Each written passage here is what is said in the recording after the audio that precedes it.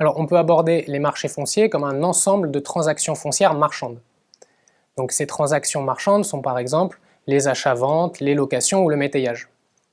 Elles s'opposent aux transferts non marchands, comme par exemple les héritages, les donations ou les prêts intrafamiliaux.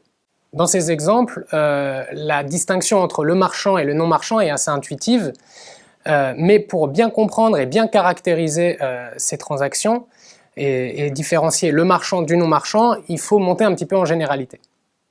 Alors, on définit une transaction foncière marchande comme un transfert volontaire de droit contre une contrepartie exigible basée sur un système d'équivalence, à savoir le prix. Alors, qu'est-ce que ça signifie?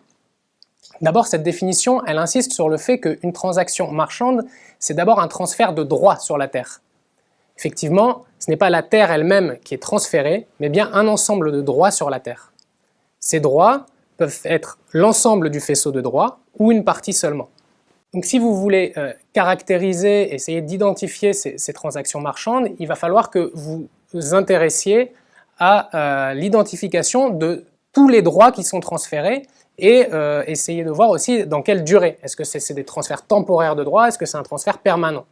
Ensuite, pour qu'il y ait transaction, il faut que celui qui transfère les droits reçoive une contrepartie. Cette contrepartie se base sur un système d'équivalence, le prix. Donc, il faut que cette contrepartie soit d'un montant équivalent à la valeur des droits cédés. Cette équivalence va épuiser la relation entre les acheteurs et les vendeurs, c'est-à-dire que vous ne me devez plus rien, je ne vous dois plus rien. Et d'une certaine manière, ça clôt la transaction. C'est très différent, par exemple, des échanges, des dons contre dons, où on est toujours dans un échange mutuel qui s'auto-entretient. Ici, l'idée, c'est qu'à la fin du transfert, la transaction est bien finie. Alors, notez bien que la notion de prix n'implique pas nécessairement qu'il y ait échange de monnaie. On peut très bien avoir une transaction marchande où la contrepartie va être une partie de la production ou du travail. Enfin, certaines transactions que nous observons empiriquement sur le terrain ne sont pas clairement marchandes ou clairement non marchandes. Au final, une sorte de continuum entre ces différents critères et une ambivalence parfois entre la sphère du marchand et la sphère du non marchand.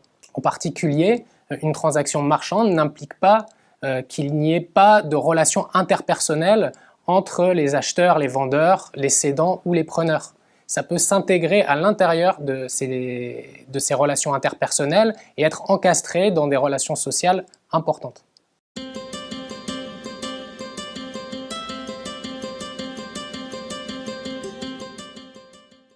Alors, selon la nature des droits transférés et la forme que prend la contrepartie, on peut observer une grande diversité de transactions foncières marchandes. Pour le moment, nous allons nous concentrer sur les deux principaux types de marchés fonciers, les achats-ventes, qui sont un transfert définitif de l'ensemble du faisceau des droits, et le faire-valoir indirect, qui sont un transfert temporaire d'une partie de ce faisceau de droits. Alors, les marchés du faire-valoir indirect, il y en a deux grands types, la location et le métayage. Pour une location, la contrepartie, c'est une rente fixe.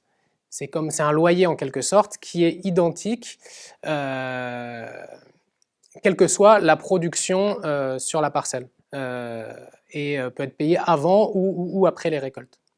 Le métayage, c'est différent, c'est une rente qui est proportionnelle à la production de la parcelle. Alors attention, parce qu'une erreur assez commune consiste à penser que le métayage est payé en nature alors que la location est payée en monnaie. En fait, la distinction ne se situe pas à ce niveau-là, on vient de le voir, hein. La location, c'est une rente fixe, alors que le métayage, c'est un partage du produit. On fait un partage qui est proportionnel à la récolte.